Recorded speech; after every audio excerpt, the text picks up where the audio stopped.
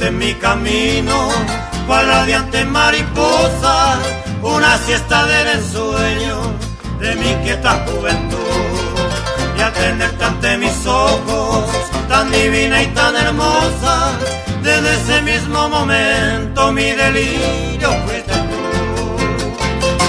En la brisa jugueteando, te posabas cerca mío, esperando que inocente me acercara yo hasta ti. Comentaba de ese modo mi locura y desvarío, con el ansia de alcanzarte y tenerte para mí.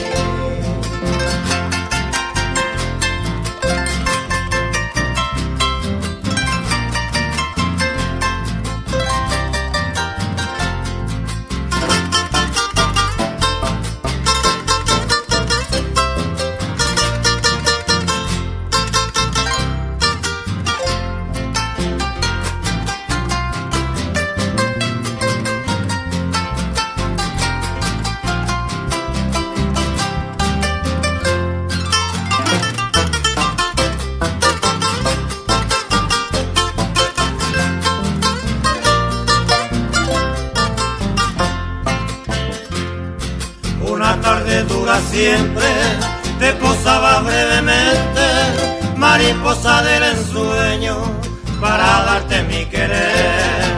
Y la dicha tan hermosa que gozamos tiernamente, en la sombra del pasado ahora miro fenecer.